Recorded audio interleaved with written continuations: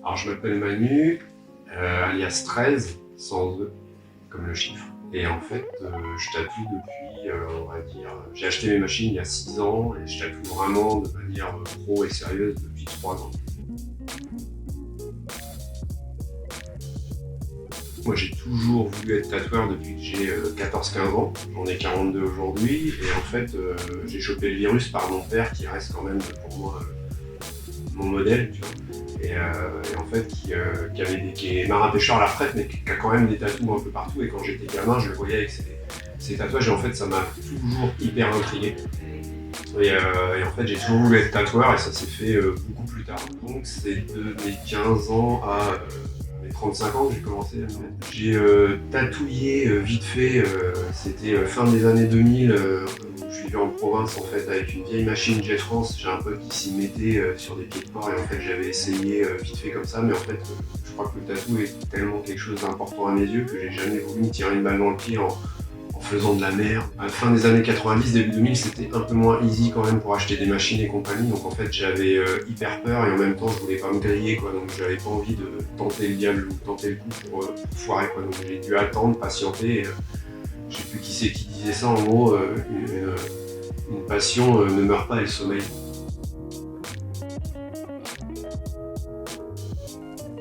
Mais moi j'ai fait que des boulots alimentaires, hein. J'ai été pompier dans l'armée, menuisier ébéniste, chauffeur-livreur, magasinier cariste. J'ai tenté l'infographie vite fait. J'ai un BEP en construction topographique, c'est-à-dire dessin bâtiment, mais à l'époque il n'y avait pas d'ordi, donc c'était que au rotring, c'est le seul truc qui me faisait kiffer. Mais sinon, mon boulot principal c'était galérien. En fait, tu vois.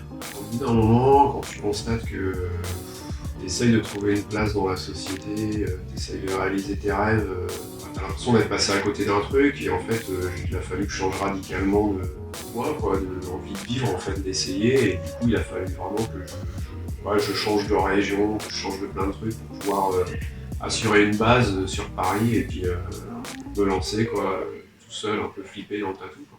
Je pense que vraiment c'est l'envie d'avoir une vie qui vaut la peine de se lever le matin qui m'a donné envie de changer de style de vie, quoi.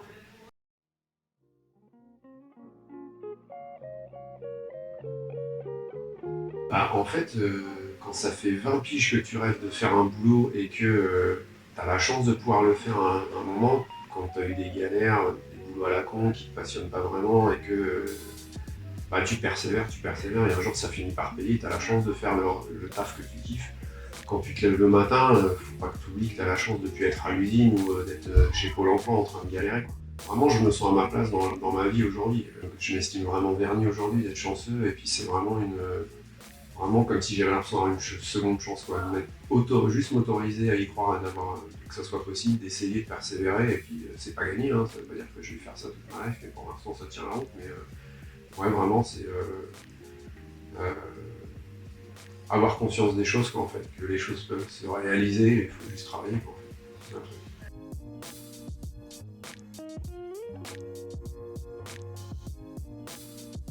Alors en fait, moi j'ai toujours kiffé quand j'étais ado, ces jeunes époque mobilette, c'était les pochettes de hard rock, les couvertures de films noirs et tout. Donc en fait, mon style est vachement inspiré de tout ce qui est période punk rock, hardcore punk et tout. Donc en fait, c'est vraiment, on va dire dans le style, on va dire que c'est à moitié black work, graphique, black traditionnel. Mais en fait, c'est que des influences qui ont nourri ce truc-là, quoi. Mais j'aime pas dire que c'est. Enfin, mon style, c'est lui qui se définit. Moi, je le définis parce qu'il y a des noms à donner. C'est un peu comme en Zikmu, mais sinon, je dirais, ouais, black work, à la limite, ou graphique, mais j'ai pas de. J'aime pas être catégorisé dans un bac. J'ai l'impression que ça me restreint à un éventail qui est pas large, quoi. Je préfère, à la limite, je fais pas de couleur, on va dire black work, tu vois.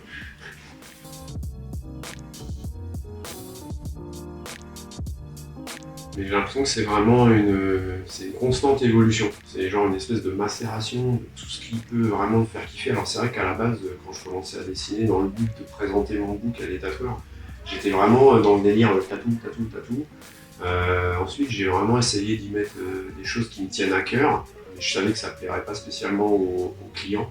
Donc il fallait jongler un peu avec tout ça. Et en fait, c'est une espèce de mélasse de les influences que je pouvais avoir au début, tout ce qui est dark, horreur, machin.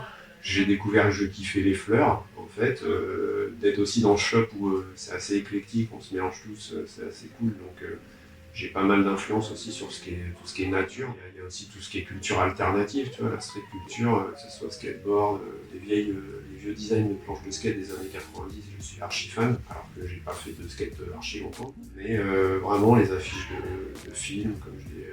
Ouais, l'esthétique tatouage, elle vient vraiment. Voilà, moi je sais que c'est un truc assez personnel, mon rapport au tatou, mais après, il y a eu beaucoup de gens dans les tatoueurs qui m'ont influencé, que ce soit des nouvelles générations comme les anciens, quoi, tu vois, mais j'ai envie de dire, c'est plus tout ce qui me parle, ce que je peux ressentir, quoi. C'est plus mon espèce de sensibilité artistique qui va se nourrir de tous ces trucs.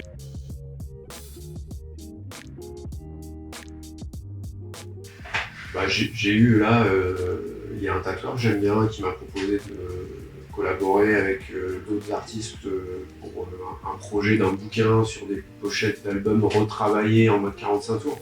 Mais en vrai, moi je tatoue depuis peu, donc je suis jeune tatoueur, j'ai 42 balais, donc j'ai le cul entre deux chaises au niveau des générations. Je vois ça comme un atout en fait, parce que j'ai connu l'époque, pas internet, mais je tatouais pas encore, et en fait je me mets au tatou alors que maintenant t'as tout à disposition. Et que ça soit dans le matériel, les bouquins et compagnie, donc faut faire attention à ce qu'on ingurgite, parce que c'est le buzz, je trouve que ça fonctionne moins bien. Mais c'est vrai que les collaborations, c'est plus humainement que j'ai envie que ça se passe. Si demain il y a un groupe de zik, que j'aime bien le son et qui me propose de faire une collab, je suis chaud, une marque de sap, j'en sais rien, des parapluies pour grand-mère, tu vois, j'en sais rien, mais du moins humainement, si le truc il passe, j'ai pas envie de faire ça juste pour le pognon ou pour le buzz, quoi.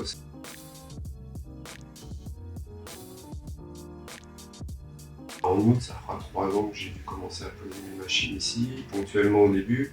Et en fait, ouais, moi je crois pas au hasard, et du coup c'est des connexions qui se sont faites dans Paris. Je suis arrivé sur Paris fin 2010. Au gré des rencontres, j'étais passé une fois ici pour un vernissage, journée flash.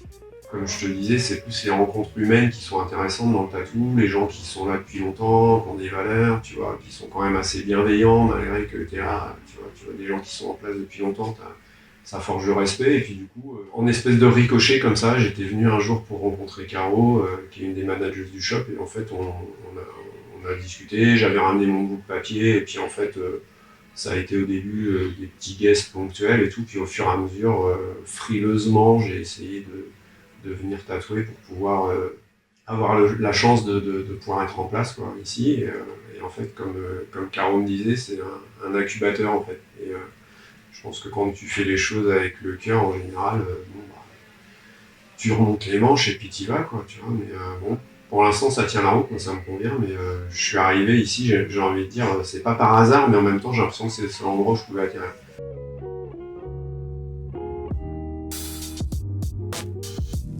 Et en fait, ici, humainement, il y a des échanges qui sont sincères et assez cool, tu vois.